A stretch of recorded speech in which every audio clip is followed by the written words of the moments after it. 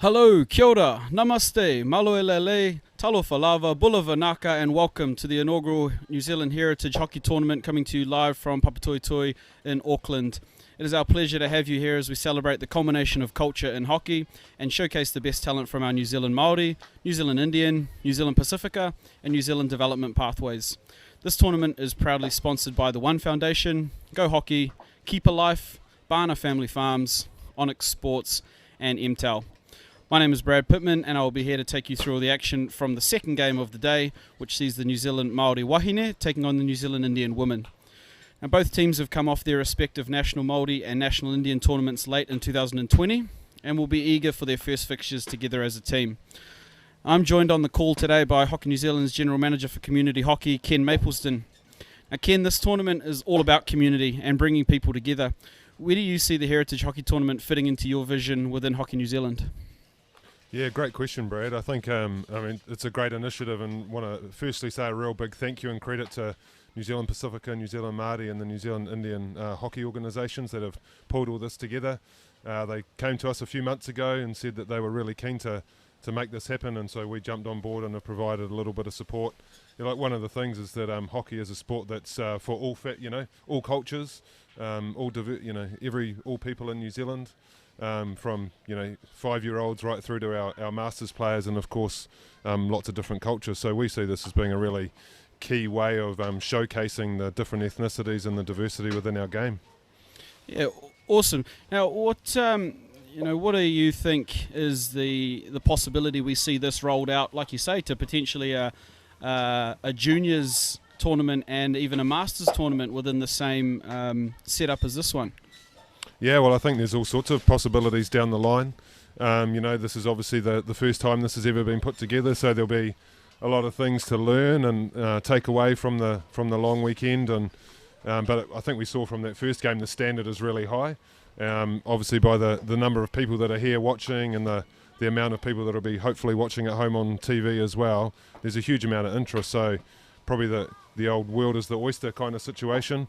From my point of view, I think the juniors angle would absolutely be a great way to go. It might take a few years to get there, but I think that would be a fantastic addition, to the tournament, no doubt.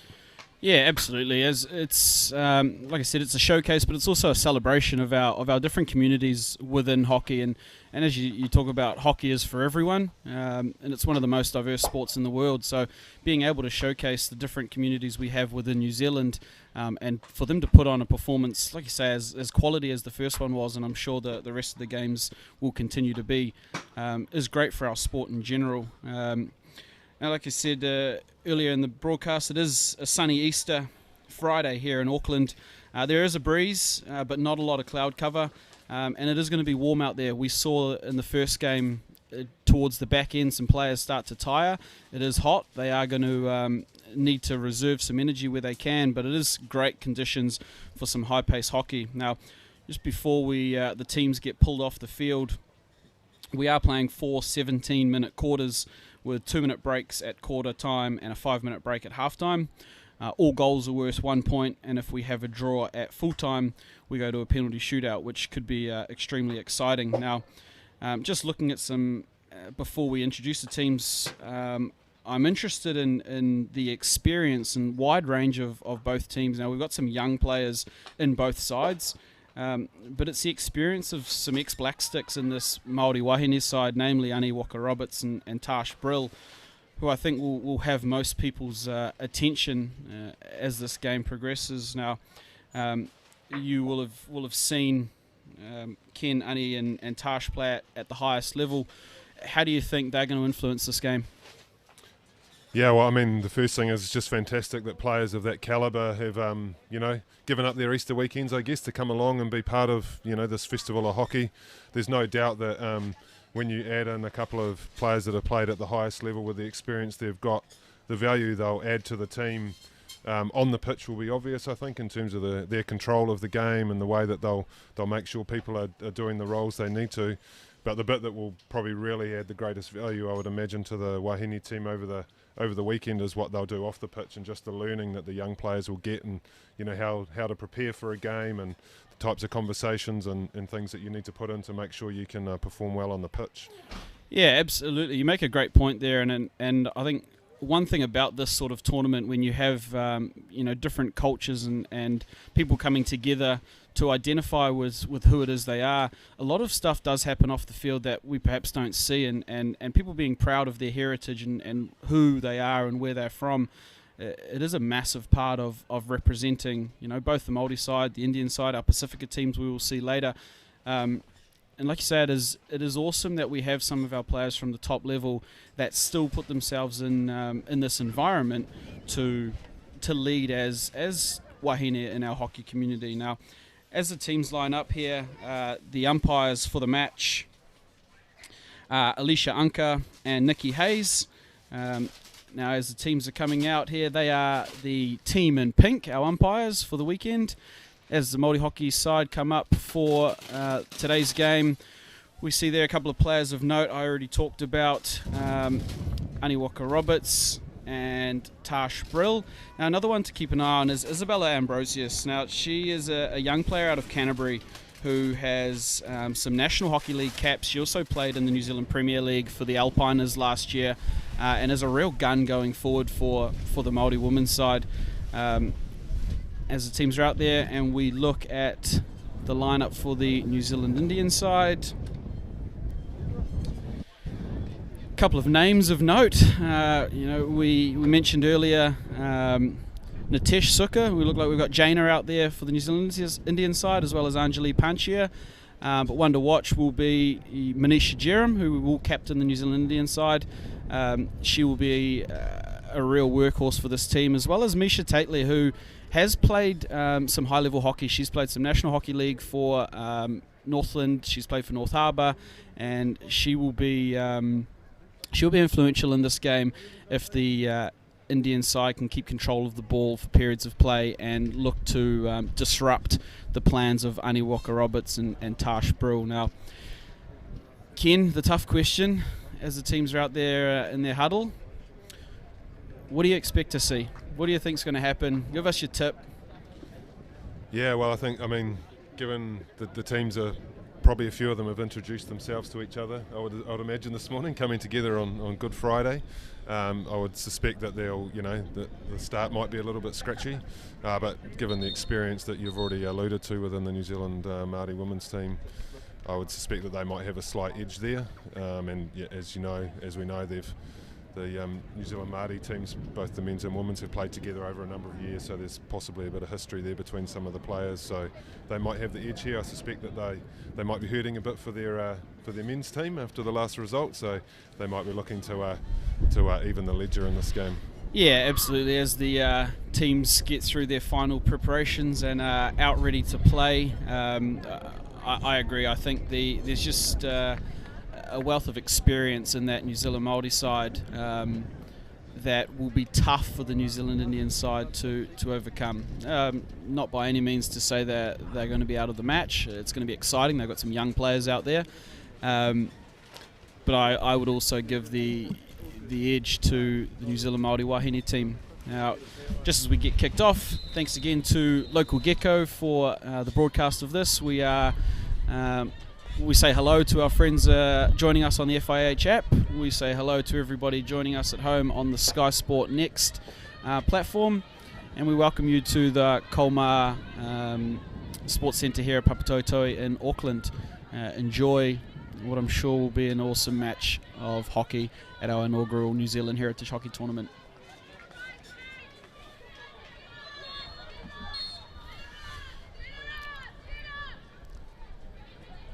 Now, it's a quick start here. We can see the New Zealand Māori team putting on a very high press, pushing midfielders up into the press line and asking real questions of this New Zealand Indian defensive unit.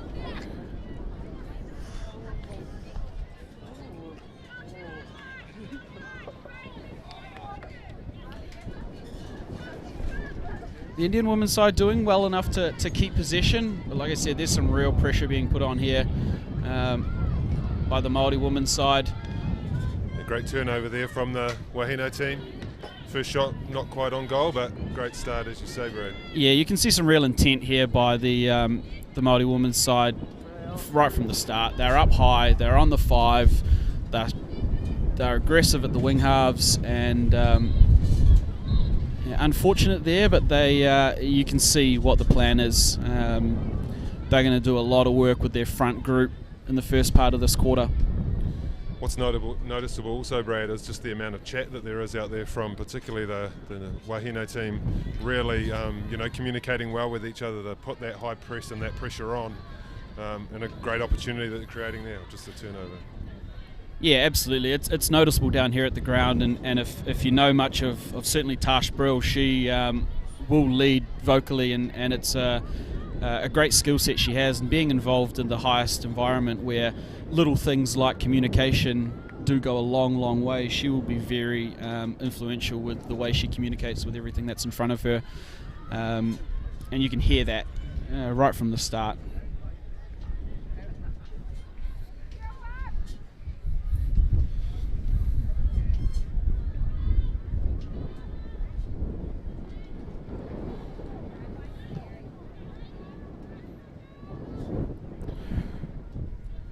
Alright, as we see here, the Maori Wahine team with ball around the back. It's Tash Brill on the ball there.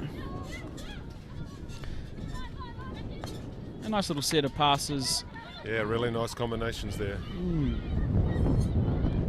Last one just didn't quite stick, but you can see there are some connections there. As the Indian side break forward, win a free hit, and eye up the circle. It's good to see early on the teams looking to transfer the ball to the other side of the pitch. It's often that's where the space is, and is the real key to opening up a game. Often is how can you get it down one side and then back across? Yeah, to open up that far side. Absolutely. I think both defensive units have done a pretty good job of transferring the ball around from one side of their defence to the other side, and opening up opportunities down the other side of the field. Now, as you'll know, the team that can do that the best and keep those periods of possession with transfer of ball will put themselves in a good opportunity to attack, as we see Kelsey Teneti here for the Māori women's side. Oh, great pass. Fantastic ball. Yep, fantastic pressure up there after the initial save. That, of course, is Oriwa Hepi, number 7, who earned her team the penalty corner. Our first penalty corner of the game. Ken, what do you think the Māori women's team want to see here? Yeah, well, it's the number one rule is that the ball won't go in the goal unless it's going at the goal. So that's always got to be a priority. Good, quick, pull out and then a shot on goal. Looks like Tash Brill is up, who's obviously dragged flick for New Zealand in the past. So. She gets a flick away. It's at that awkwardly mid to low height, but goalkeeper for the New Zealand Indian side, Kashona, doing a fantastic job at keeping that out with a stick save there, diving down low to her right. But the Māori team still have attack here. 2 really good early saves from the Indian goalkeeper there, keeping both just before the corner and then during the corner, so it's a good start for her. Yeah, absolutely. It's also awesome to see young Kashona here. She played some regional under-18 stuff for Midlands a couple of years ago, so awesome to see her out here at this tournament. As we see Nahuia Muru with the first goal of the match, some awesome stick skill there around the goalkeeper, and calmly finds the back of the goal for the first goal of the game. As we see the replay here, as you mentioned, Ken, we get the ball from one side of the field to the other. Nahuia gets the ball down low on the baseline and works it around the goalkeeper for a well-placed finish. Yeah, really well taken goal. Fantastic left to right, and then just real strength on the ball to, again, it just shows you don't have to wind up and smash it at the cage every time you're in the circle. Yeah, absolutely. Now, Nahuia is a pretty well-known goal scorer, certainly at the national Māori hockey tournaments where she has won top goal scorer of the tournament before, so no surprise really to see her so cool and calm in front of the goal.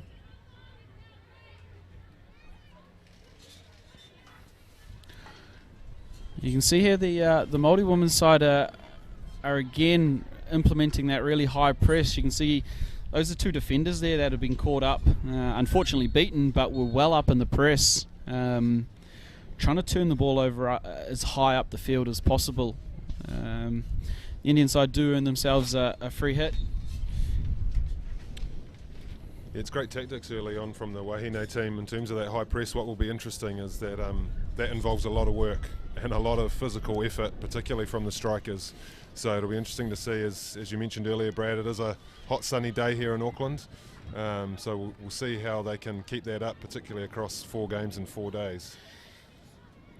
Yeah, absolutely. Hockey's not a slow game, and the more work you do up the front, it is taxing, and on a day like today, it's hard to keep that up for 4 quarters every game, every day. What's going to be important is to see how the Maori women's coach Tina Balkake manages her substitutes, especially up in the attacking line, to ensure that A, they get enough rest, but B, they're effective enough while they're on the field. So if they continue this plan, which it is working, as Leah doesn't quite get a shot away. Like I said, yeah, it will be important to see how Tina uses her substitute bench. Yeah, as we can see there, another great turnover that resulted in a shot on goal. So, yeah, as you say, the tactics are really working.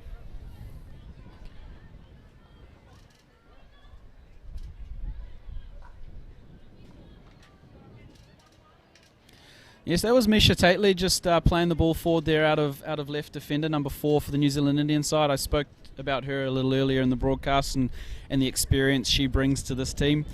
She has played at National Hockey League before, so I expect to see, I would like to see her do a little bit more for this side and show that experience that she has. Perhaps tough to do out of left defender, but I'm sure she will find her times to put her mark on the game. As the Indian side just failed to connect going forward there, ball goes over the back line. Māori side have the chance to come forward through their left defensive unit.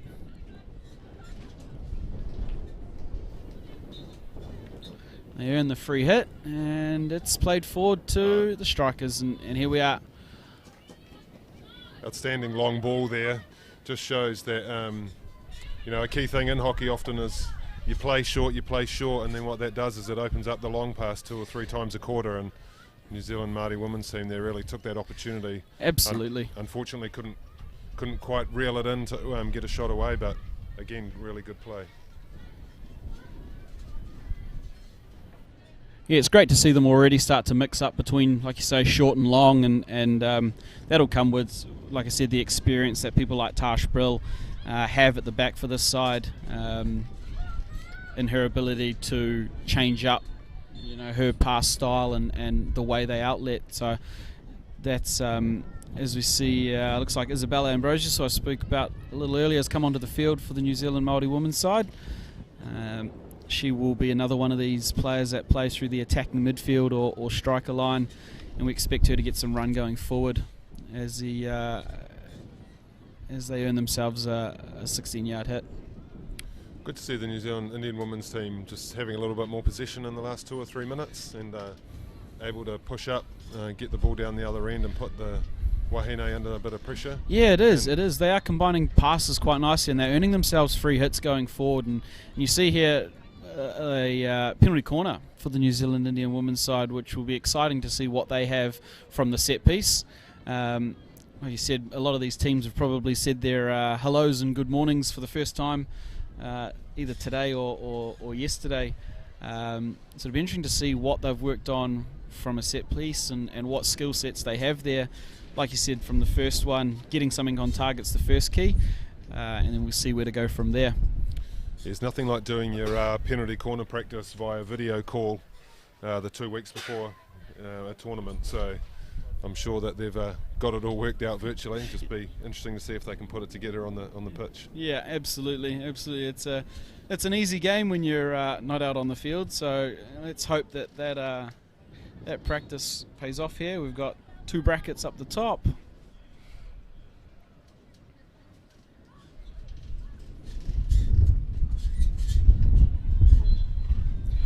It's going to be another penalty corner now. I think the intended hitter there just took a little too long to get her shot away, and it allowed the first runner to get in and contest the shot. Now they will earn themselves a second penalty corner, but I'd like to see a little more efficiency off the top.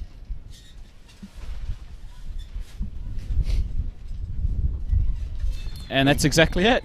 Yeah, nice call, Brad. You obviously maybe you should be coaching and not commentating, but yeah, great drag out, and then managed to put it right straight down the line. Yeah, nice comeback from the New Zealand Indian team. Yeah, as we see the replay there, that's a fantastic shot from our camera crew, but B, a well-placed shot there from the New Zealand Indian player to beat the goalkeeper for the New Zealand Maori women's side to put them up not up, get them back in this game at 1 each.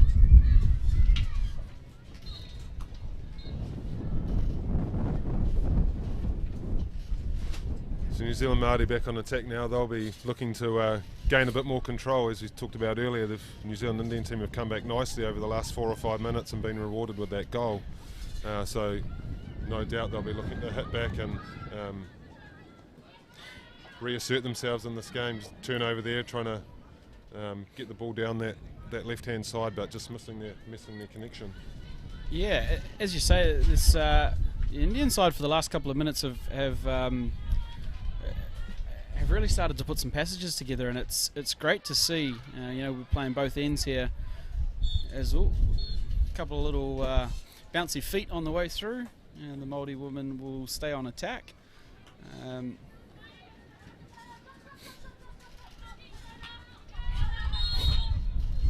Fantastic tackle there by number 8, Alicia Nana. And what is encouraging to see for this New Zealand Indian side is, despite going down fairly early in the match, they haven't dropped their heads at all, and they've found their equaliser within this first quarter.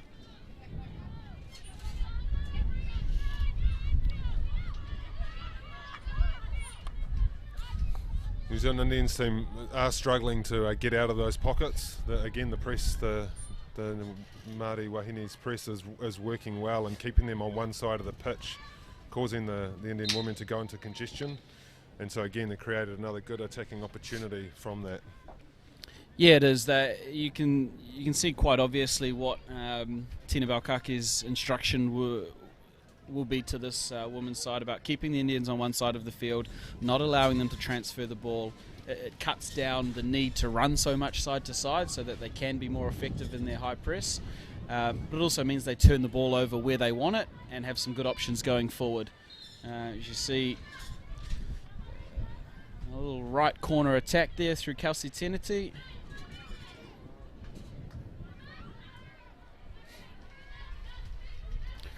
And well controlled and worked out there by the New Zealand Indian women's side. They'll earn themselves a free hit. Now the last couple of minutes here, we saw in the first men's game how important the periods were right before and after breaks. I think both teams here, they are locked in a little bit of an arm wrestle, and it'll be interesting to see these 2 minutes before and after the break, which team is able to put a little bit more pressure on, create an opportunity, and really win that period of the game. Yeah, it is always fascinating, as you've mentioned, Brad, how often games are decided by the 1 or 2 minutes either side of a break. And of course, hockey being played in quarters these days, it's those breaks are more frequent, obviously, and those periods even more important. Yeah, absolutely. It's I think it breeds an exciting brand, the change from halves to quarters, as we see a little bit of a frenzy at the top of the circle there. I think it breeds an exciting brand of hockey, the way we've changed from halves to quarters, where we have more of those periods that are so important in the game. As we see here, the Indian side try and break out.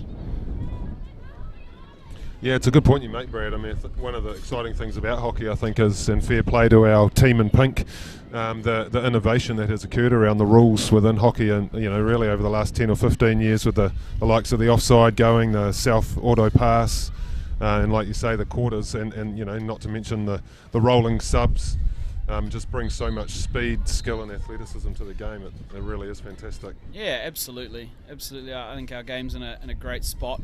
at the moment, and it is testament to our umpires' ability to manage and control a fast-paced game.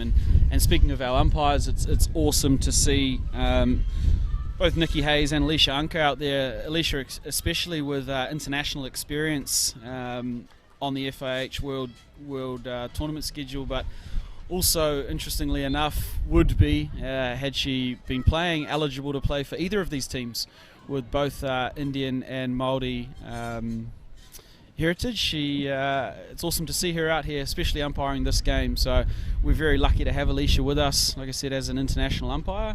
But her being involved in this tournament, and all of our umpires who have these connections, it's great to see them being involved as we wrap up the first quarter. And we've got ourselves a deadlock. It's 1-1. Two, I think, very well-earned goals. Both teams had periods in that quarter where they were, dominant and had opportunities, and we've got goals, one from a field goal to the Maori women's side and a well-executed penalty corner to the New Zealand Indian women's side. Ken, what do you think? We need to see from this Indian women's side to continue creating opportunities for them to score goals? Yeah, I think the key for them is dealing with that high press from the Māori Wahine team. Really, probably setting up potentially a little bit earlier so they can get the ball back and across to the opposite side of the field, which will create that space for them to go forward. They've actually done well, probably on lesser number of opportunities when they have got in and around the circle and created obviously that penalty corner which they got their goal from. So they'll just need to keep focusing on those things. As we've talked about, the fatigue will set in, and as I know from my playing, when I'm tired, which is after about 2 minutes, the decision making really goes downhill. So it'll be interesting to see how that evolves for them. Yeah, I think you're right. The most dangerous part of the Māori women's game at the moment is their high press and putting the Indian defensive unit under as much pressure as possible. So the more that the Indian side can force the Māori women to work, as we see a quick replay here of penalty corner from the first quarter.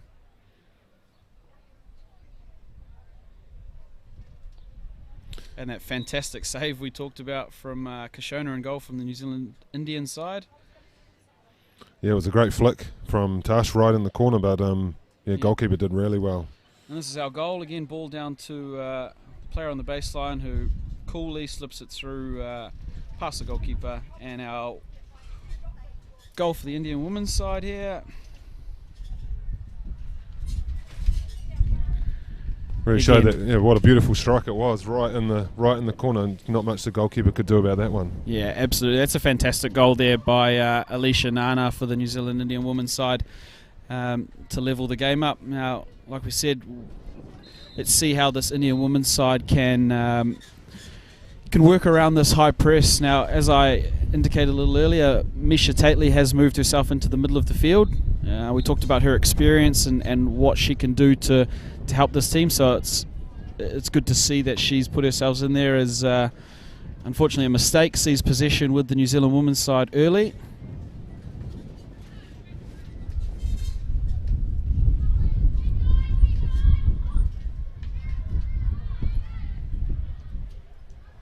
There's a tidy bit of defensive work there from the New Zealand Indians women's defender there, just to slow down an attack.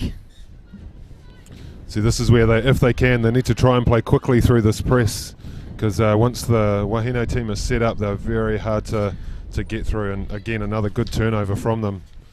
Absolutely. One thing I do notice looking at it from this end-on view is when the ball is on the sideline with the Indians women's side, is all three of the Māori strikers are almost on one half of the field. So if they can get the ball going quickly into the other side of the field, they're going to create a lot of work for the Māori women's side, as we see the Indian women's team turn the ball over and attack down their left.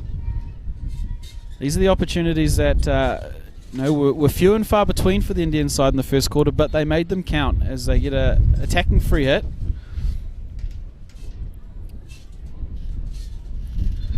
Like you say, one thing that is tough about that high press is then when you turn into this situation, you got 60 odd metres to run back and help defend. It is taxing. It's a hot day out there. But if the Indian side can get some periods of possession up in that attacking end and force some defensive work out of these attackers, we could see it pay dividends for them. Now, they've given away a free hit here, which will set up a Maori Wahine's attack.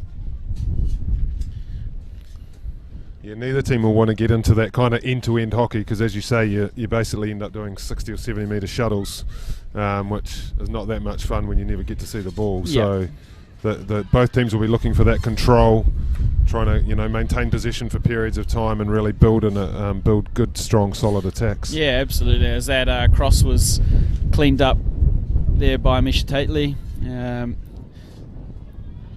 It's a nice bit of skill there as they work out. Fantastic from the Indian women's side. Now I would like to see them just push a couple of players a little higher and ask questions in behind this New Zealand Maori women's defence. As that ball doesn't quite find its intended target, just to ask some questions of them and turn them around and see what their defence is like. As the New Zealand Maori team ask questions of the Indians, it would be nice of them to ask some back, I think, of their defensive unit. Obviously, you've got Tash Brill back there, who we expect to be pretty calm under pressure, but nobody is perfect, and any mistake that you can force on a defensive unit is a good one. Yeah, and Tash's quality showing through there with a great ball out to the left. That's allowed them to build this attack and driving hard into the circle, real opportunity.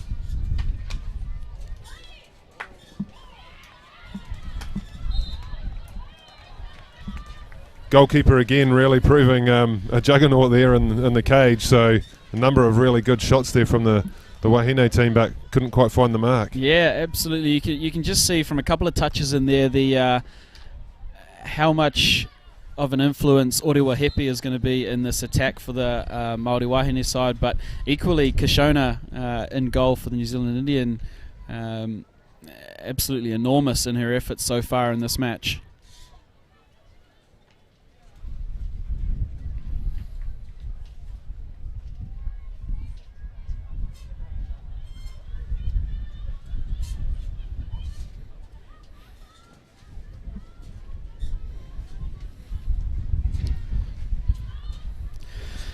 Now, interestingly enough, Orewa, who I was speaking about from the New Zealand Māori women's side, and the goalkeeper she's been beating up on for the first two quarters, Kishona, they've played a fair bit of hockey together down in Rotorua, both from down there, and both know each other pretty well.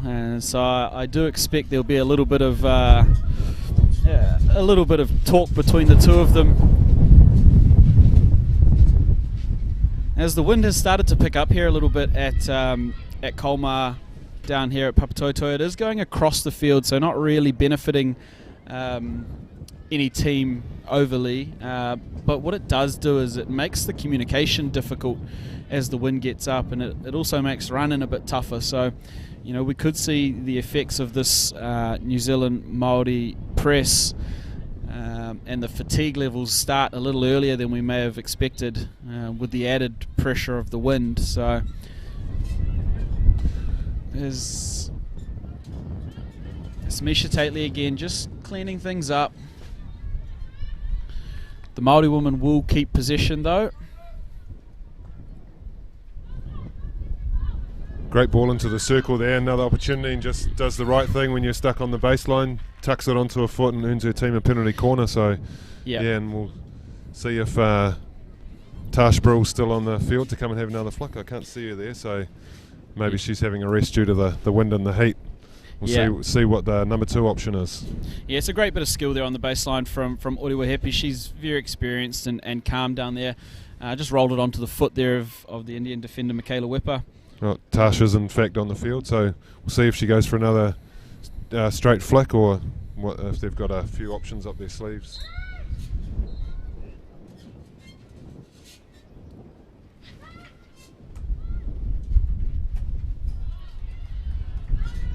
Looked like they may have gone for the little variation deflection back to the injector there. It looked intentionally low and just outside the width of the goal there, maybe looking to pick up a narrow deflection from the penalty corner injector. Not quite going to plan. But they have managed to keep possession and will look to build another attack. There again is that transfer of ball you talk about, Ken, making the Indian side work, and that will be taxing as the game progresses. The more of that running without the ball you have to do. As we see a beautiful touch pass from Tash Brill down into the corner. Unfortunately lost over the back line by Nahuia Muru. Yeah, again, the first 5 minutes of this quarter have really all been about the New Zealand Māori women's team. They've created, again, 2 or 3 really great opportunities and causing a lot of pressure, which, as you say, the Indian women will be doing a huge amount of running and work rate just to try and get the ball back. So it's, I think we'll see if there's an opportunity, a clear one that comes in the next few minutes. Yeah, absolutely. It's tough. Being under this much pressure for sustained periods of the game, and they'll really want to get the ball out of here and play some hockey at the other end of the field. The other thing that's really telling is when you're under this much pressure, it's actually very difficult to sub, because all the substitutions have to be made on halfway, and a new player can't come on until the player coming off is fully off the field. And if you're in deep defence for long periods of time, it's very difficult to make those changes, so that fatigue level just builds and builds. Yeah, you're absolutely right, and it is tough. There's nothing worse than being a middle or a defender and unable to get off. Nice tackle there. So Yeah, let's see if the Indian women can hold onto position for a little bit here and give themselves a bit of respite.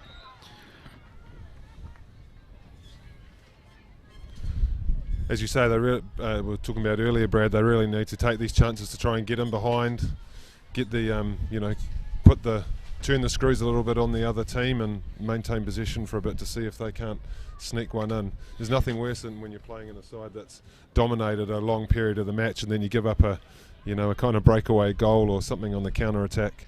That's what the Indian women will be looking at doing here. Yeah, absolutely. That's it. They want to take those free hits quickly, like that one was just there. Now, turn the Māori women's team around quickly and get them on the back foot and defending. I think they've really got to use these opportunities here. Because when the Māori women's side are playing so high and so aggressive, if you can turn them around on a quick free hit or get a ball in behind their defensive unit, you create some opportunities. Now, this is Isabella Ambrosius that I spoke about. She's won herself a free hit and will just help her team progress up the field. You look like she thought she might have got a card there for the tackle to kind of break the play down, but well done to the Indian women's team there for stopping that quick counter attack. Yeah. She, Isabella probably is used to playing a little closer to the goal and maybe forgot that she was 70 metres away. Oof. Unfortunately there, so it's a free hit before the goal was put away. The Indian women, despite all the pressure, are doing well enough to keep things at bay, as we see a little aerial ball not quite make it through the midfield. Great transfer there from the Wahine team. They created the turnover in the right hand, and their first instinct was to get the ball to the other side of the pitch where they knew there'd be space. Yeah, absolutely. As we see a little attack here again through Kelsey nice Kennedy, through to Kiriana Wairau Hunter, and that's Isabella Ambrosius. Unable to connect with her teammates there. Yeah, the transfer of ball is really obvious, both through Tash Brill and also through Grayson Keys Kumuro at the back there, wearing number 4 for the Māori women's side. They're both exponents of a pretty good long ball, and they both sweep at the ball fantastically well. So look to both of them to be pivots of that transfer of ball for the Māori women's side.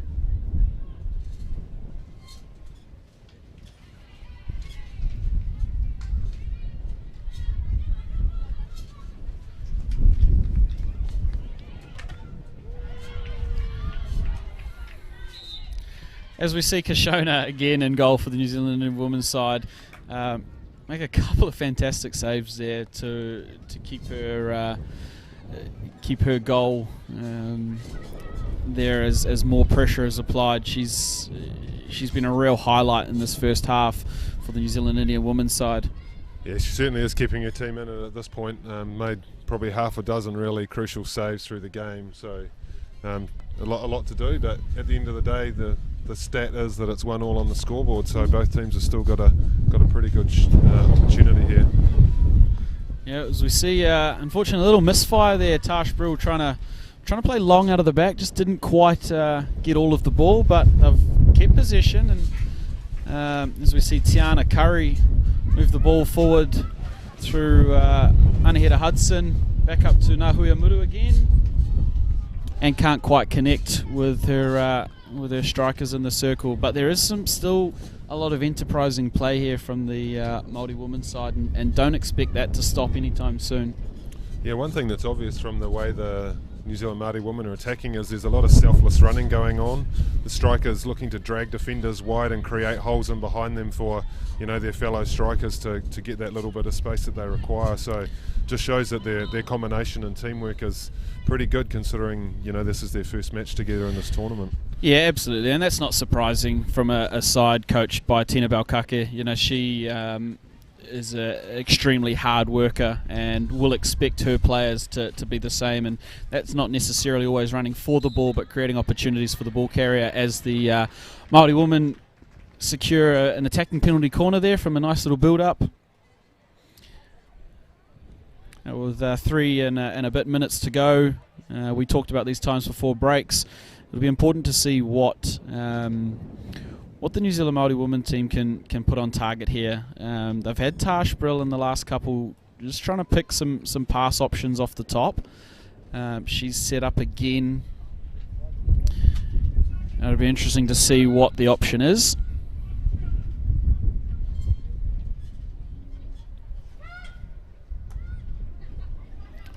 Unfortunately, a mistrap at the top there, and another great save, although the first shot was pretty high, I've got to say. Yeah, it may have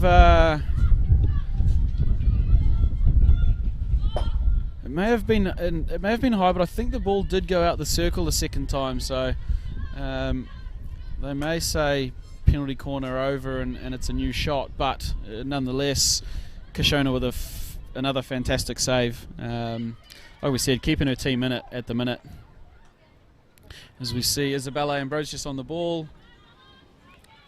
Some very courageous defending there, keeping as tight as she can on a player with a lot of skill and ability, and putting enough pressure on. The Indian women are putting enough pressure on the ball in those moments to really disrupt as much as they can. Yeah, absolutely. It's tough to defend in that close when somebody's having their shot, but if you do it, you reap the rewards there, and you're putting pressure on goal scorers limits their ability to get good shots away. So impressed by the Indian defensive unit so far, despite the pressure they've been under, managing to keep the Māori women for the most part at bay. As we see a little attack here by Tiana Curry for the New Zealand Māori women's side. She's lost possession, unfortunately, and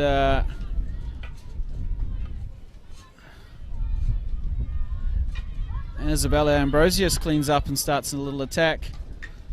What a great pass that was. Fantastic piece of skill there.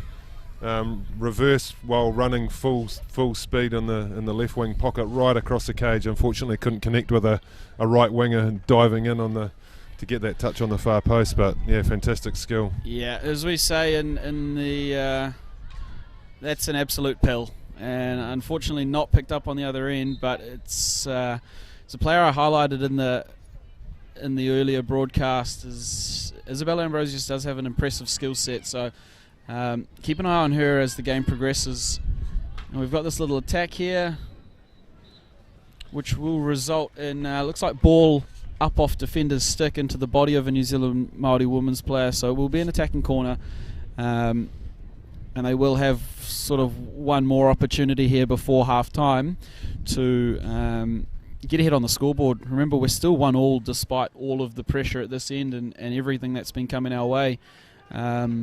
the Maori women's team will really want to go into this halftime break with some sort of advantage showing on the scoreboard.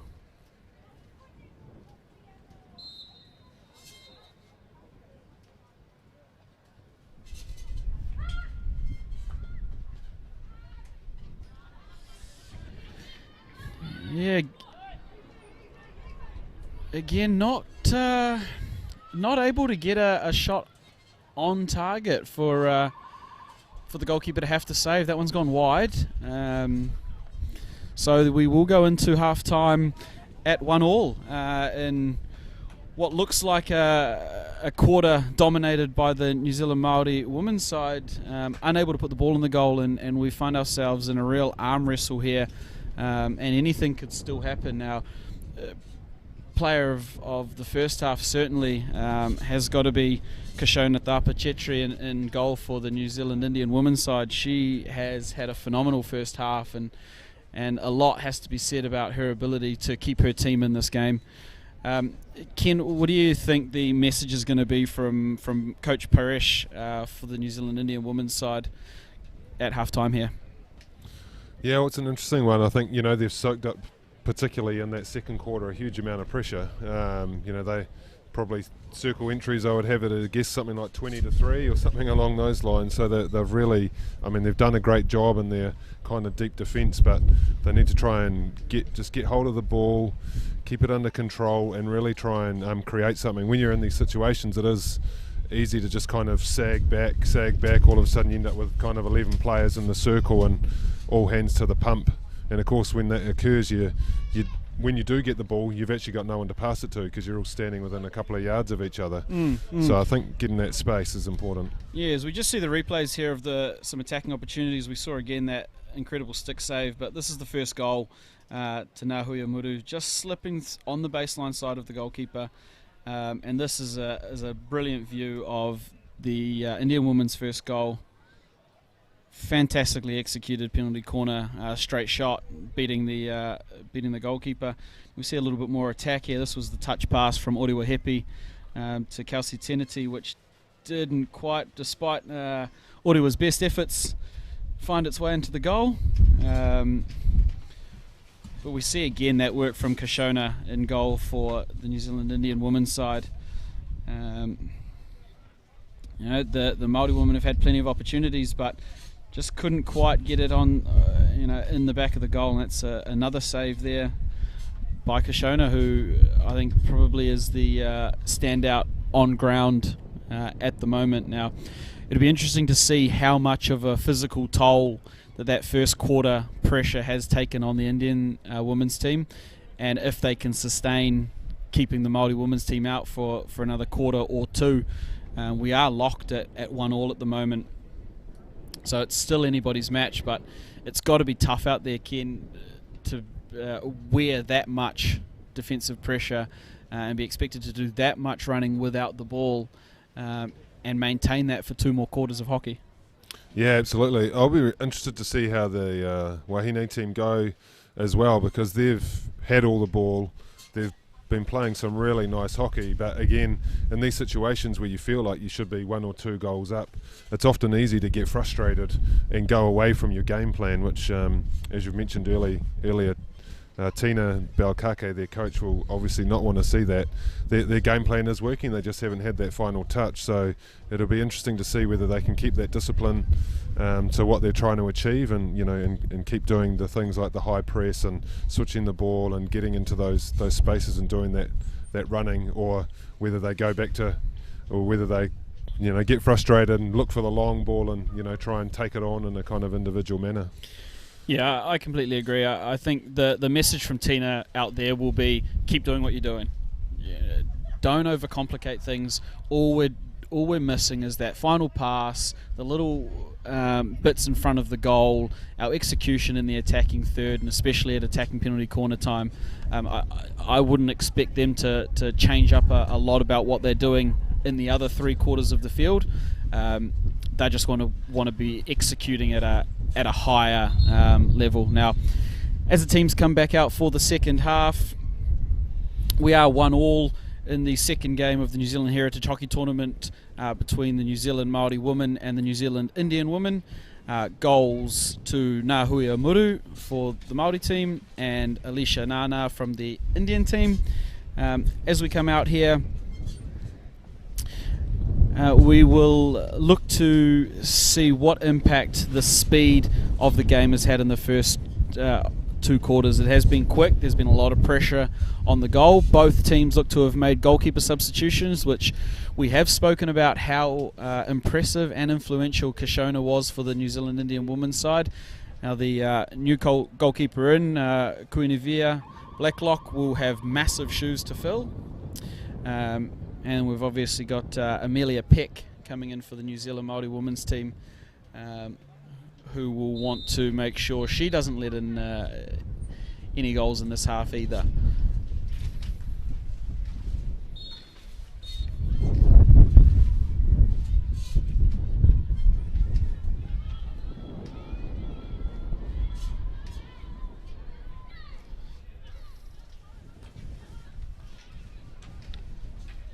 There's a great bit of skill there by the Indian women's team. Yeah, it was a very enterprising play there to start the quarter from the New Zealand Indian women's team. So hopefully they can keep that up. Unfortunately, just not able to make that final pass to get into the circle.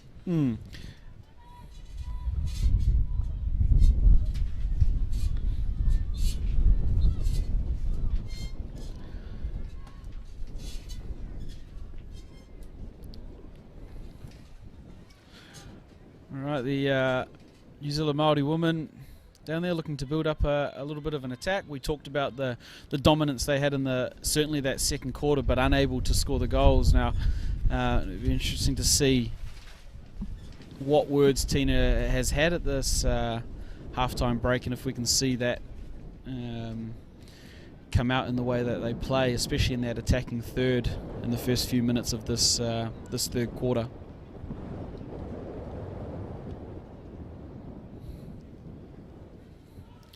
It's Misha Tately on the ball for the New Zealand Indian side. Unfortunately, throwing the ball over the sideline. That's not going to help the cause at all. Give another opportunity to the New Zealand Māori Wahine team. Again, those sort of errors just come from that kind of constant pressure that they've been under, and it's unfortunate to see that in the first, couple of minutes of this third quarter. They really need to see if they can. They really want to control that ball, and there we go. It's had a penalty corner come from that turnover, so there's another opportunity for to get ahead in the match. Again, that's Orewa Hepi up there for the New Zealand Māori Wahine team. She has looked fantastic up the front for the side, and her ability to earn penalty corners and get shots on goal. She'll be really hoping that she can find the back of the goal and put them up. We've got an attacking corner here. Tash Brill again is on the bracket.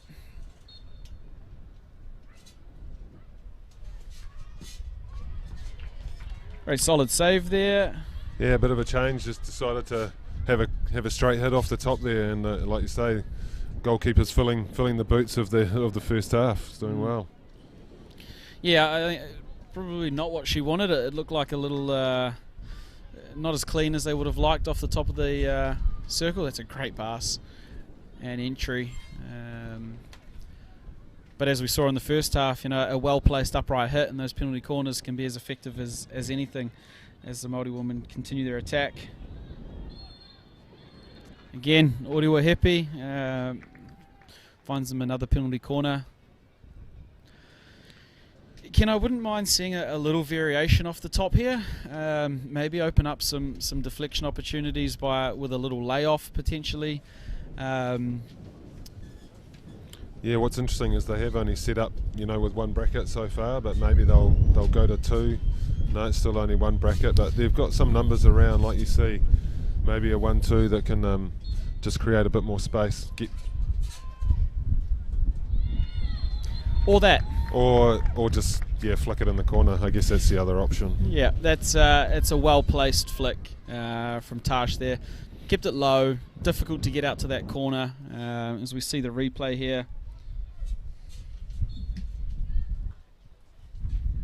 She really opens the right shoulder on her flick there to open up that right-hand side as we look at the goal, and it's quite difficult to read as a goalkeeper when a flicker can place their left foot still quite open and then access the right-hand side of the attacking goal. So she's done well there, and it's the goal they needed. We talked about the period before and after the breaks, and at just 5 minutes into this third quarter, the Maori women find their go-ahead.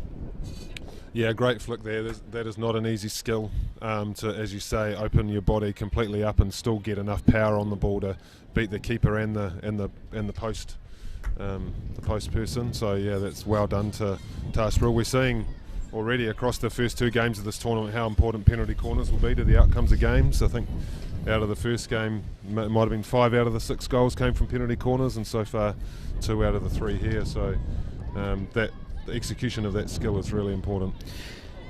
Absolutely. When you get teams like this that kind of just come together, the night before or the day of games, you really have to rely on those set piece opportunities and converting them, because it's difficult to string together really free flowing hockey that results in nice field goals. So the ability for individuals to execute at set piece time, it does become important, and we saw both Nitesh Suka and Xavier Guy in the earlier men's match really put their team in the position to win the match as they did via their skills at penalty corner time. So absolutely is as clinical as you can be in your set piece will put you in good stead in these matches until some connections and things are worked out between players.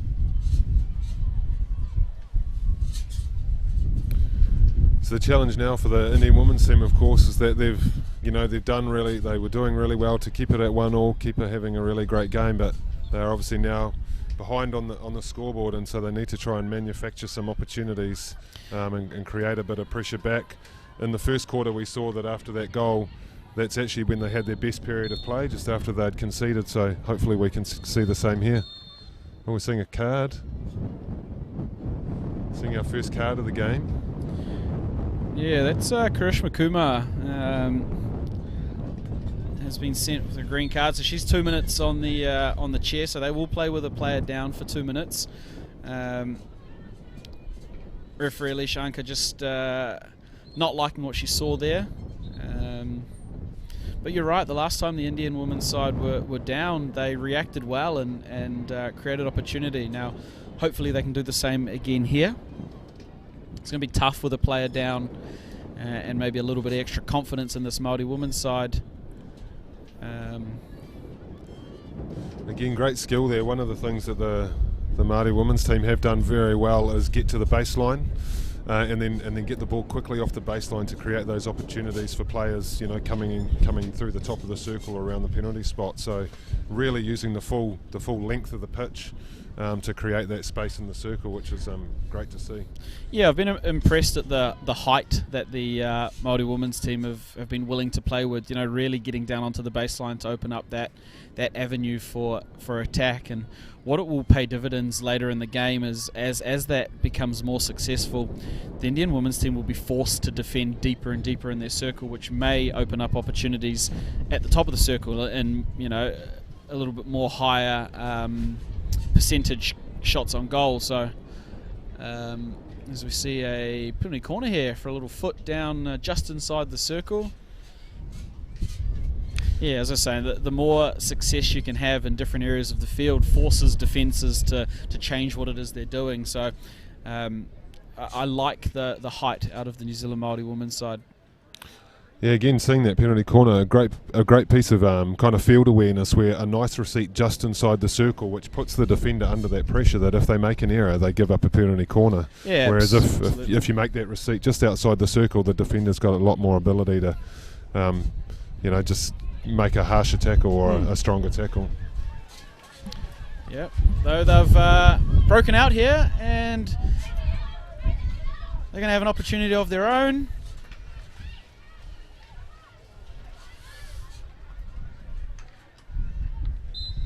They've earned themselves a free hit just outside the circle. It'll be interesting to see.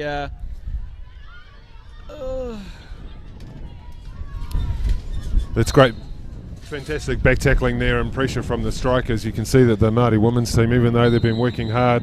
Yeah, and that penalty corner there has to come. We spoke about it in the first quarter. The Indian women's team's ability to take that free hit quickly has caught the team out there. Now, they're not 5 yards away from the free hit, so it's left our umpire, Nikki Hayes, unable to do anything other than award a penalty corner here. And remember, this is exactly how they scored their first goal. Not long after conceding, find themselves a little bit of an opportune go forward and execute at penalty corner time. So they'll be wanting to do the same. The Maori women obviously will be hoping to keep their quarter clean as we are midway through this one here.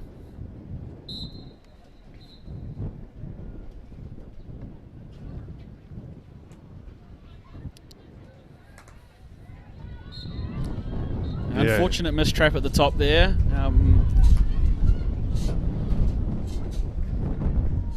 Yeah, it was an unfortunate mistrap. However, they played on quickly and got a good shot away, just going outside that right-hand post.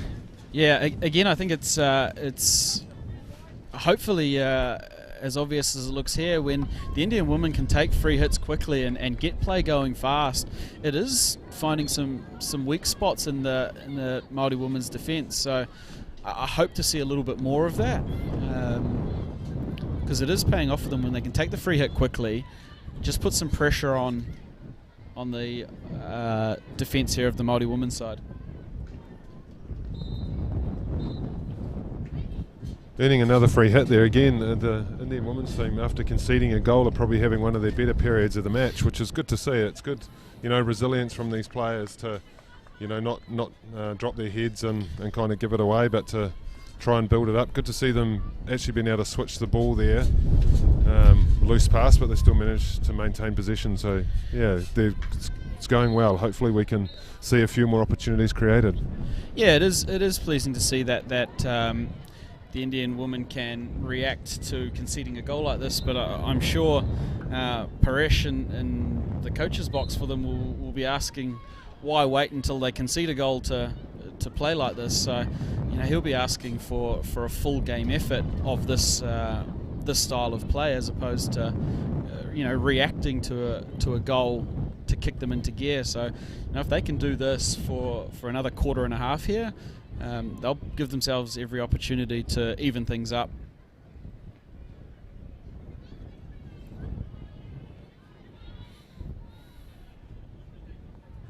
There's that transfer again that you speak of. They came from the left sideline across to the right defender. Tausch Brill accessing all parts of the field. That's a phenomenal pass.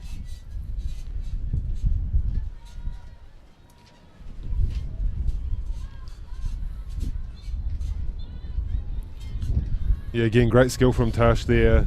Received the ball from the right, looked left, no space, and then just could open up his shoulders and get the ball back to the right midfielder going forward. Unfortunately, couldn't quite make a clean trap because there was space there to take. But yep. Yeah, again, we're seeing her, her experience and quality is really, driving this Māori team forward. Yeah, absolutely.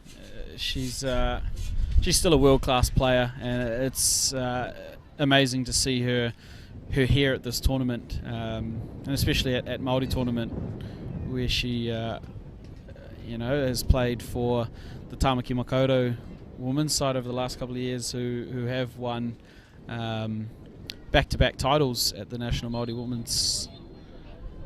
Unfortunate little bit of danger ball through there. I think Isabella Ambrosius did pick up the cross ball and it didn't quite go in goal, but judged as dangerous before it came through there by Alicia Anka down in Team Pink. We want to see this Indian women's side keep up the periods of good play that they had in the last sort of 5 minutes or so. You've got to say thanks to One Foundation for the support of the umpires. They're looking pretty spectacular in their pink shirts. You certainly won't mix them up with any of the players, which is what we like to see. Yeah, absolutely. Now we see that turnover again. It's Orewa Hepi who's been instrumental in their attack. Ball to the goal scorer, Nahuia Muru. And that's Isabella Ambrosius. Cleaned up incredibly well there by the Indian women's defensive unit. Can't quite get out of danger yet though, as the Maori women have the ball back, and that just goes over the baseline. As you've talked about previously, Brad, we're entering that kind of danger period now, 2.5 minutes or so to go into the end of the third quarter. So it'll be interesting to see if any of the teams can capitalise on those last couple of minutes of a quarter when often a lot of the action happens. Yeah, absolutely. It's that's a great pass. Here we go. This could be the little period the Indian women's team need. They've done it before.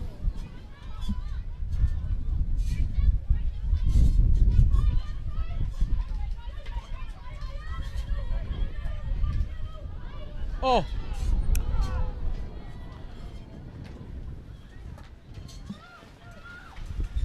Real important piece of goalkeeping there. It was two Indian strikers on the Wahine goalkeeper who's come off their line and made a great stick save. Yeah, I think unfortunately for the Indian women's side, they had too many people right in front of the goal, and I don't think either of them quite knew which of them was going to take the shot. As the ball kind of dribbled through the last defender there, I think they were both as surprised as each other to find that the only person there to tackle them was each other. Unfortunately, neither of them were able to get to the ball as quickly as Amelia Peck did. She's done a great job there to make sure that they keep their lead. But it is enterprising play still from the Indian women's side, and we like to see that. It shows great focus from Amelia there, because to be fair, she hasn't had a lot to do. But when she needed to act, and she's really come up trump. So it's one of the challenges of being a goalkeeper, especially in a team that's having the dominance. You can be caught off guard very easily. So she's done well there.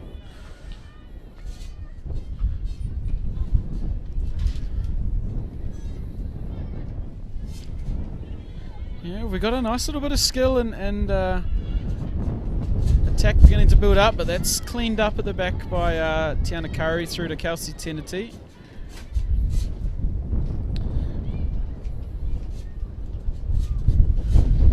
Seeing the game stretch out a bit now, the fatigue is really setting in, and so there's a lot of space for people to run into, but whether they've got the legs to run into it or not's another question probably. That's absolutely it. It's see here, 15 seconds to go, see if they can earn a corner. It's good low defensive work there from Kiriana Wairau Hunter on the edge of the circle there, just making sure she wasn't going to give away a penalty corner. Now that wraps up our third quarter, and it is 2-1 to the Maori women's side, and we've got goals to Nahui Amuru, and we've got goal to Tash Brill, and for the Indian women's side, it's just the lone goal to Alicia Nana. Now, despite what I would see is some dominance by the Maori women's side, we are only at 2-1 on the scoreboard, and the Indian women's side still have a lot of fight left in them here, and a period of possession and some dominance in the first part of this last quarter could really set them up to to create some opportunities going forward at goal, which will set us up for an exciting fourth quarter. Ken, what do you think it's going to take for the Maori women to push this game out of reach? Yeah, well, again, we spoke about it at half time, really, that they probably just need to keep doing what they're doing. It has proven effective. Clearly, they're up on the scoreboard, albeit only by one, but they have had, far more penalty corners, far more goal scoring opportunities. So I think they just need to be confident that they're playing the way they want to play and just continue to do that. What they don't want is the game to kind of turn very helter-skelter and counter-attack type hockey, because that will open up opportunities for the Indian women to pounce. So yeah, I think they'll want to look to control the ball and really use that experience and that quality that they've got.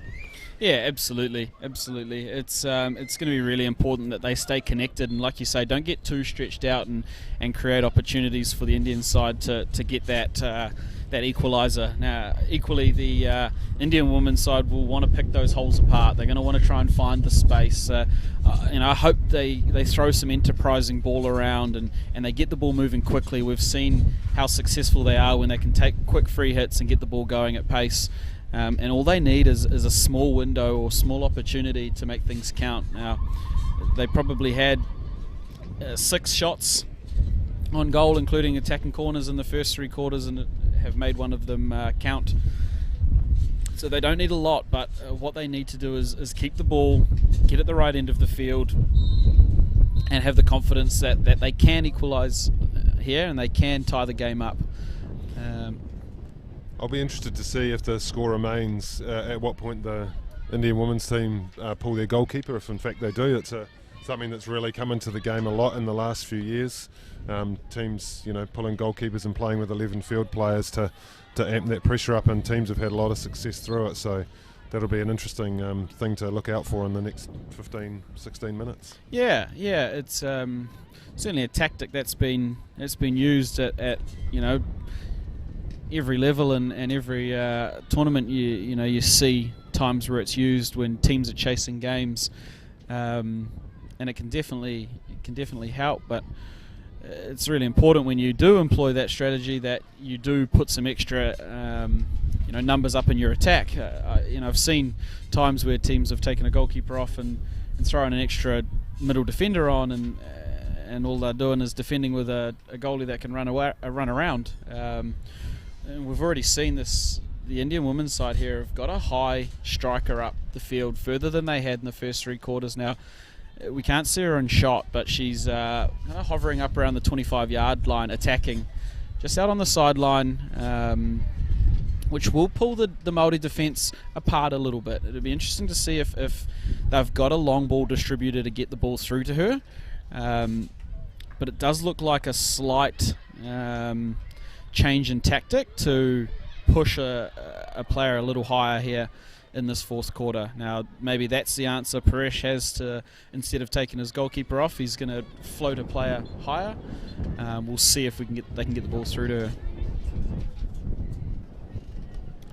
Yeah, as you say, it's a tactic that can certainly work. The risk will be that every time they get the ball, they'll just look to crash it down the field, which doesn't always work. But here we go, they've earned themselves a long corner, so still maintaining position, and there's a real opportunity here for them. Yeah, again, I would like to see the Indian women here play with that height that the Maori women found great success with. Players on the baseline, opening up more of the circle.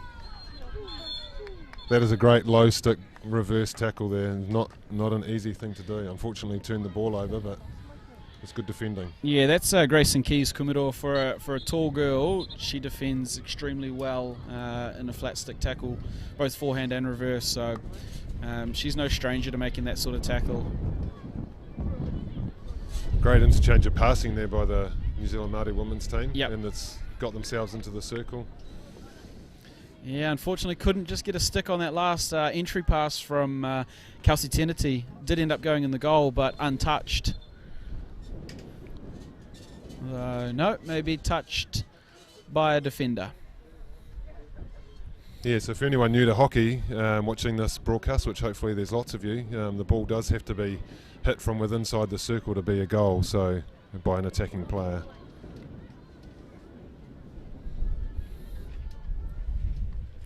We talked earlier about rules innovations in hockey that's happened, and a few years ago they did introduce the own goal rule, that actually if the ball didn't have to touch a striker, if it came off a defender and went in the goal, it stood, but it only lasted 1 season because most players hated it, it's fair to say. Yeah, it was a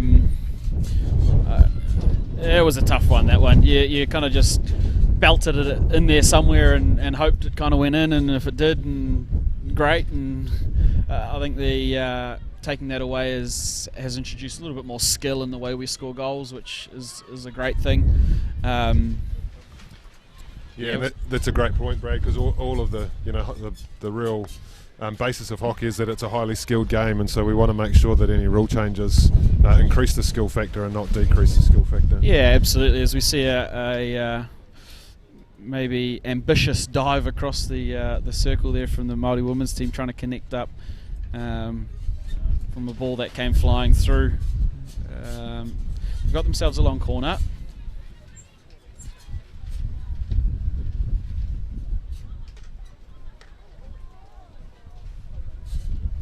I think we see there the difference, between that shot and the first goal that the Maori women's scored is like you said, you don't have to wind up in traffic like that. You're better off keeping your stick on the ball, getting something going at goal, forcing a save, and working from there rather than potentially, being stripped of the ball or a shot contested. And that's those little finishing things I think Tina Balkake for the Māori women's side will be stressing to her team.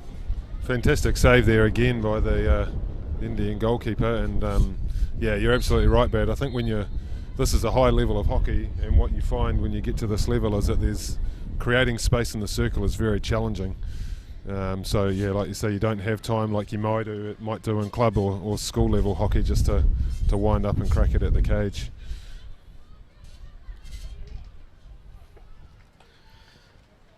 Yeah, the Māori women just seem to be, and maybe it's through fatigue. We talked about how hard they worked at the front end in the first half.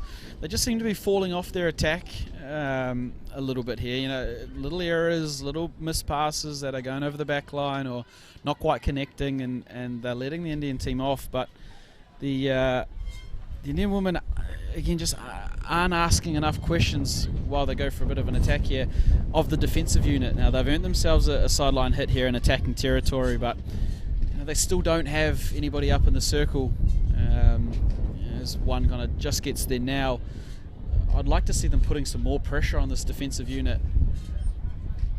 Yeah, absolutely. One thing, when you're in this position, one thing you've got to work really hard to do is get players above the ball, because that's how you'll create those opportunities. But here we see in the circle. Oh, there Fantastic. We go. So that's built up by the Indian women taking a free hit quickly. We talked about it multiple times here. They've found the baseline high space that we talked about being a success for the Māori women's side, and on an extremely tough angle we see here on the replay, that's phenomenally finished into the far post past the Māori goalkeeper, and we are 2-2 back in the deadlock. Yeah, well, that was a fantastic goal, as you say, Brad. They got to the baseline through a quick free hit, and then the player used her skill along the baseline and managed to beat the keeper near post, which she will be disappointed about, I would say. Yeah, Amelia won't be stoked about that one, unfortunately, but it was great to see the Indian women use those techniques we talked about. Now, down the other end, we've got the Māori women with an attacking corner of their own. We saw Tash Brill execute this for a goal last corner, so they'll want to answer back quickly. I don't think they're going to want to extend this game to shootouts if they can avoid it. They'll want to finish this one in regular time. They've still got 3 matches this weekend. They won't want to use extra gas when they don't need to, so they've been dominant in this game. They haven't found themselves ahead on the scoreboard at the minute, so they'll want to make sure that they do that now. All to Brill. Again, probably looking for the pass, and I don't know, I think Tash wants to get something on goal, force a save, and then see what comes of it from there, or be very obvious in the pass. That one just didn't quite reach its target, and didn't force a save from the Indian goalkeeper, so they got away with one there. Well, penalty corner there from outside the circle. Alicia Unka, the umpire there, not liking the quality of that tackle, and so the Māori women again earn themselves a penalty corner. You often see that. It's a testament to the strength on the ball often of the attacker, really driving hard into the circle and making defenders make decisions, so well done there. They say it'll be interesting to see here if Tash goes back to the corner that has been successful for her today, which was getting it down that right post line and putting the post player under pressure.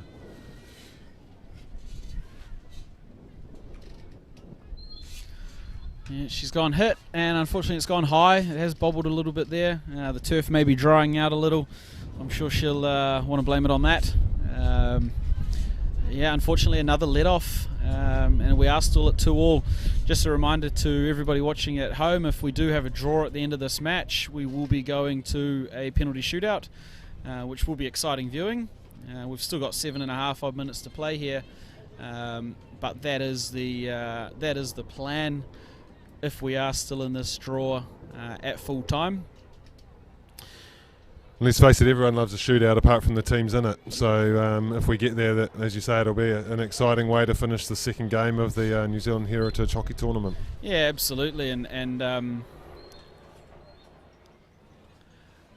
yeah, I think neither team, with how hot it is, will want to be doing extra yards.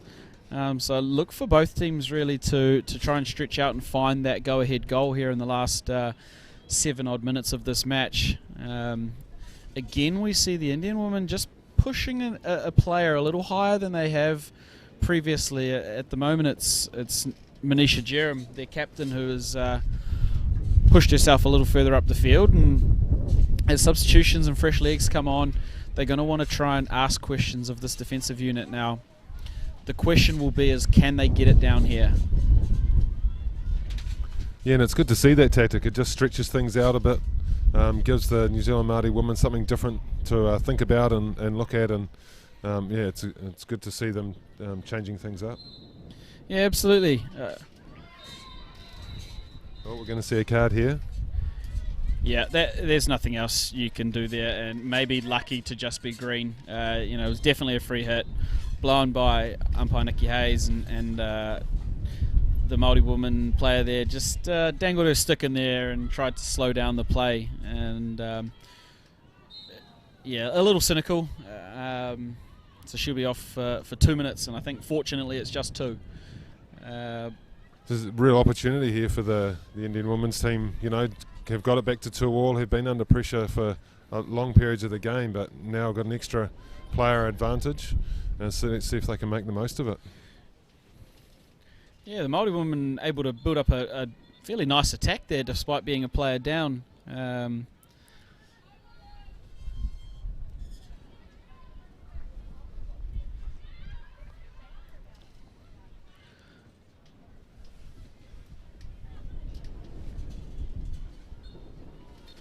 Alright, let's see if they can keep this out and then use their number advantage to create a counter-attack opportunity. At the moment they've got all of them back behind helping defend the ball.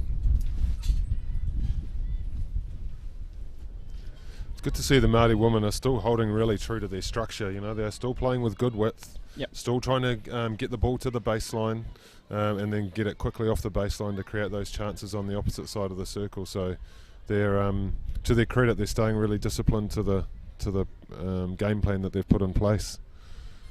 Yeah, that'll please a coach. It's always good when you put a plan together and the team goes out and executes that plan. Now, admittedly, they will be disappointed in their finishing, but in terms of sticking to a plan, they can do that now.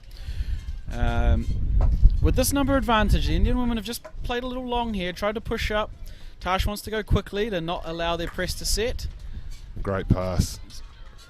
And it's a good move as the Māori women can't quite link up, but yeah, that was great play from Tash Brill there. We could see that the Indian women's team intentionally banged it over the baseline to put a high press on with their extra numbers, and Tash played quickly so that she could play through the press and not allow that to happen.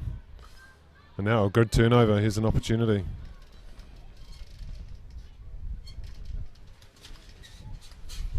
Yeah, that's great heads-up hockey, and it's what you expect from Tash. She understands the ebbs and flows of the game, knows what the other team are attempting to do, so didn't allow them to get in and set up. As we see a little forage into the attacking third by Tyler Goodsell-Matthews, but that's well defended. Now we're closing in on 3 minutes to go in the match, and we are still at 2-2 between the New Zealand Māori Wahine and the New Zealand Indian women's sides. Neither side unable to edge their nose ahead yet.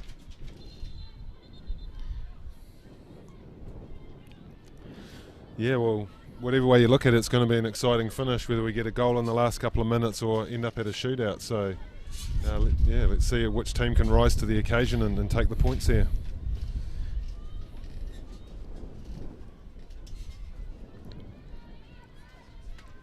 as we know, tournament hockey is all about getting points early on in the competition. So there's a little round robin over the first 3 days with a finals day, and both teams will be keen to be in that final on Easter Monday. Yeah, so they'll be wanting to get something out of this match. Yeah, it's always tough in a format like this where you play everyone once, you go into a straight final.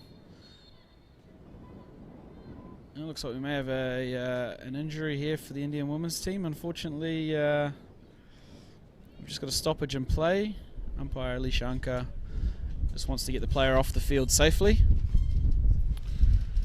That was away from the ball, so presumably that's a muscle injury of some description. She's really struggling to walk here. So great to see two of the Wahine players there helping her out.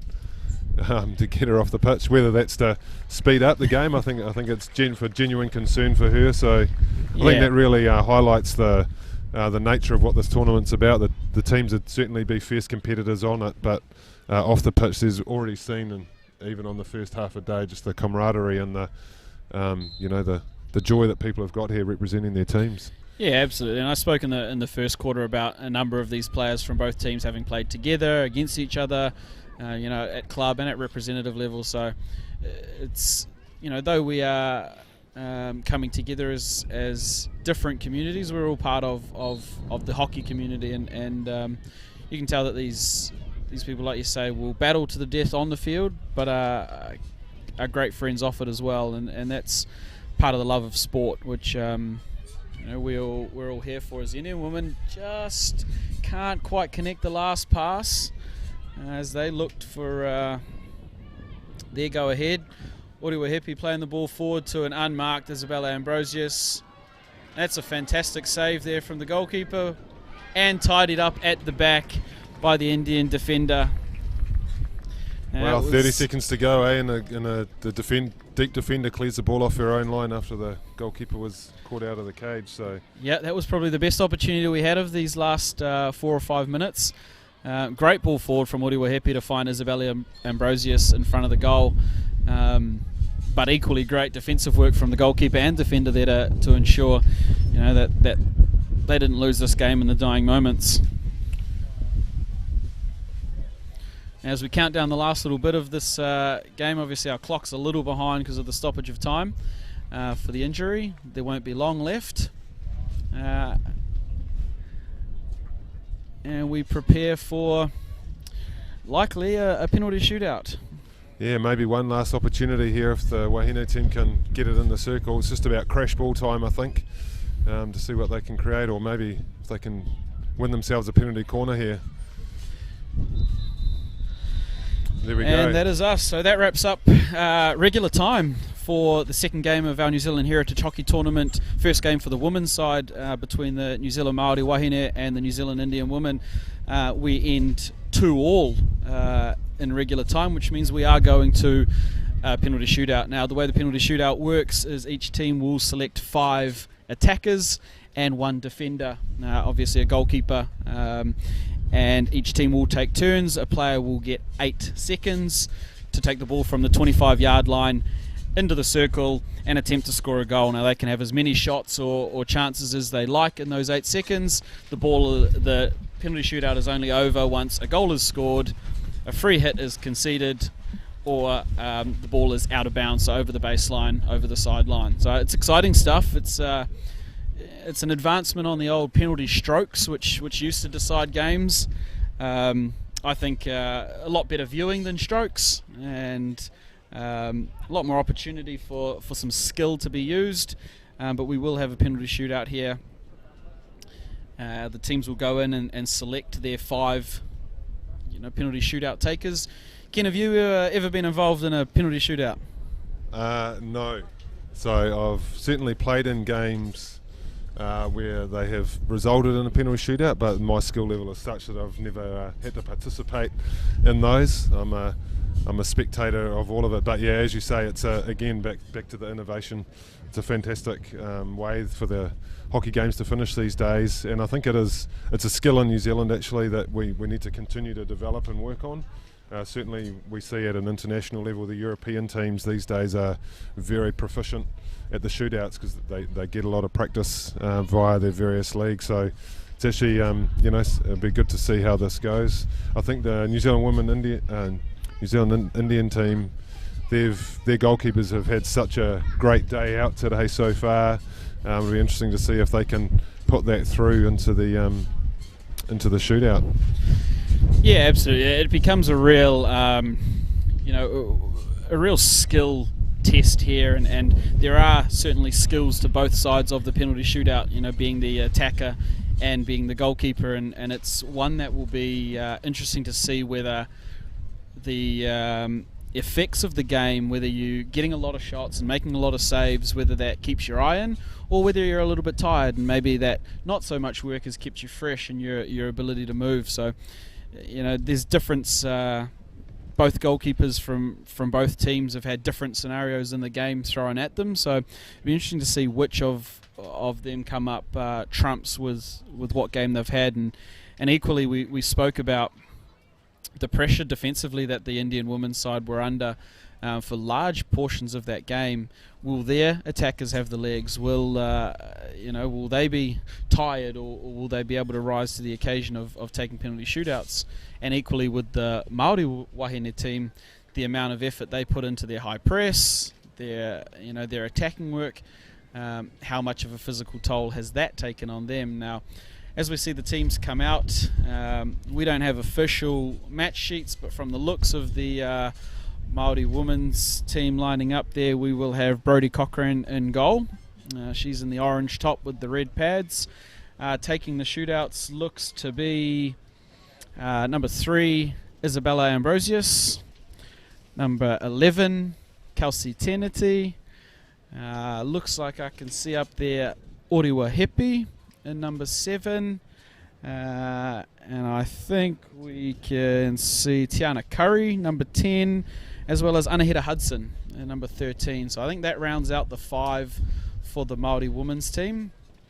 Looks like the Indian women's side still choosing who they want to send. You can see the Maori woman on screen there, just helping their goalkeeper to get her feet warmed up and the stick skill. Now a look into the Indian dugout. I'd say Paresh is surveying who's interested, who's ready, who's willing to put on the line to score a goal. Yeah, and certainly that's one of the key things here. Certainly the teams I've played in, whenever there's been a discussion about taking shootouts, while the temptation is to pick your 5 most skillful players, actually you need to pick players that really want to be in that moment and have the confidence to take it on, because when we've seen these shootouts roll out before, the important thing is being really confident and having a plan and getting stuck in. If you're too hesitant, it makes it your chances of success are a lot less, that's for sure. Yeah, absolutely. It's obviously part of it is having some skill and some ability to score goals and go forward, but a lot of it is the mental side of being composed enough in that moment to execute the skills you want to So for the Indian women's side, looks like we've got Kashona back in goal. It's in the pink. And attacking, I can see a number 9, Sharina Nana. We've got number 4, again Misha Tately, who I spoke about a few times in the broadcast. Number 6, Shayna Nasai. And as they come up, we will figure out who else we've got out there. Rashika Chiba, number 5. And they will have one more up there that we will see. First up for the Maori wahine.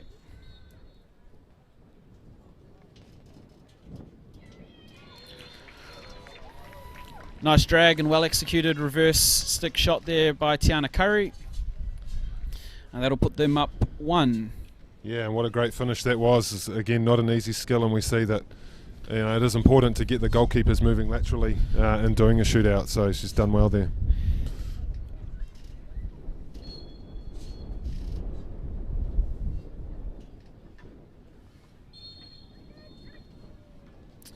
All right, we've had a stroke called there by umpire Alicia Anka, just over-aggressive stick challenge there from Brodie Cochrane. We'll give Sharina an opportunity for a penalty stroke. And saved.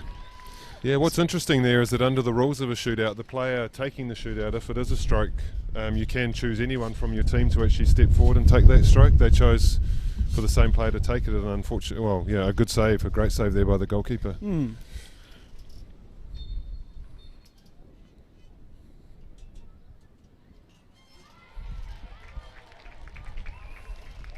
Good save by the goalkeeper, come out, put pressure on, remained very mobile, which goalkeepers have to be these days. So if the Indian team can score here, they'll get it back on level pegging. Yeah, it was a great save there.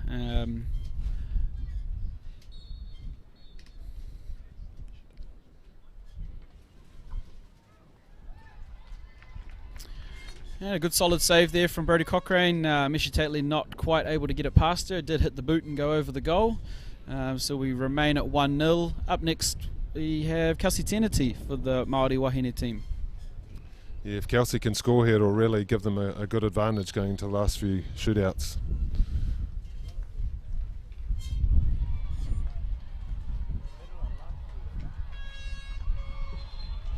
Wow, it was unlucky there for Kelsey. She had 2 shots saved by the goalkeeper, and just after she had struck the third one, the 8 seconds was up, so that goal doesn't count, so the Indian woman's still in the Yeah, we see some great stick work there from Kashona in goal.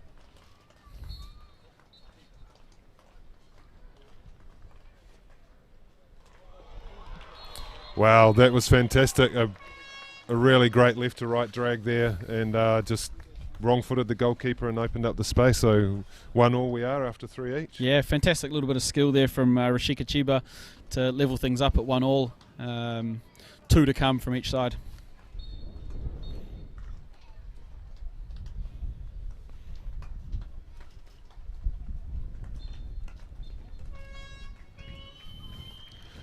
So Alicia giving a free hit against the attacking player there, saying I think it maybe hit the back of the stick. So it's no, we are going for a retake. Oh, retake, is it? Yeah, so it may have been back of the stick of the goalkeeper there. So any defensive infringements that we're not considering a stroke are awarded a retake. So Anahita Hudson will have another shootout here.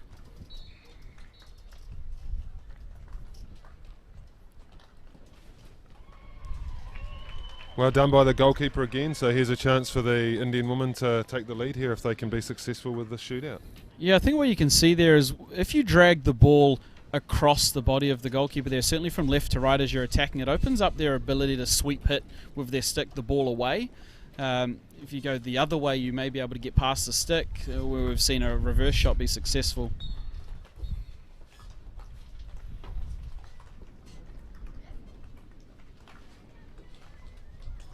Oh, she's unlucky there. She's done everything but get it in the goal. She's really great lateral movement, got the goalkeeper moving, but created an angle, albeit a very acute one, and couldn't get it back into the cage. So yeah, Shayna Nasai unlucky there, but we've got Oriwa Hepi, the last shootout taker for the Māori woman.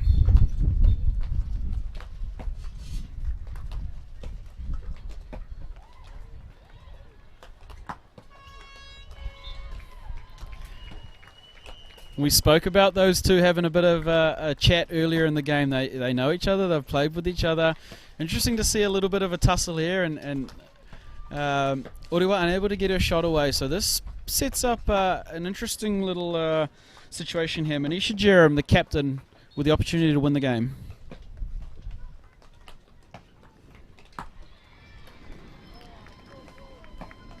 And again, that drag across the body I talked about opens up the goalie's ability to sweep hit the ball away. So we are going to a sudden death shootout. The score's still tied at 1 apiece. What happens now is each team will keep the same 5. They can change the order of the takers. But if one misses and the next team makes, that's game over. If the team makes and the next misses, that's over, and it continues as sudden death until we have a winner. So the Indian women's team will go up first, and it is Sharina Nana to take the first one. Brodie Cochrane in goal for the Māori women's side.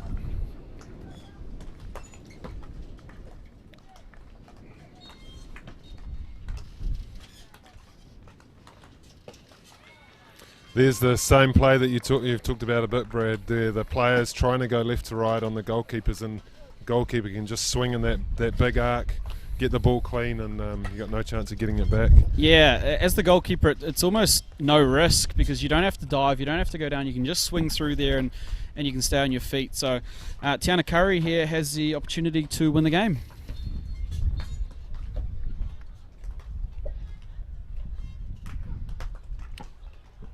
Which she has done. Yeah, just probably a little bit of a miss hit there, but again, she got it on the goal, got the keeper moving laterally, and has secured the points for the Wahine team. Yeah, probably not the prettiest, but she will take the goal. They will gladly take the points from the match.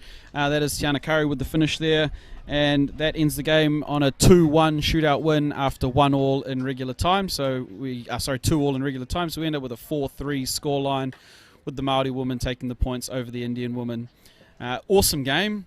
Probably if we looked at the flow of the game, potentially the team that did have the run of the game did get the points in the end, but extremely valiant effort from the Indian women's side to put up with that pressure, get themselves in the game and run it right down to a sudden death shootout. It's been an awesome showing and the start of our women's side of the New Zealand Heritage Hockey Tournament here in Papatoetoe in Auckland. Ken, I thank you for joining me on the call. We appreciate you all at home viewing on FIH, on Sky Sport Next, and we will see you for the next game coming up shortly between the New Zealand Development Women and the New Zealand Pacifica Women.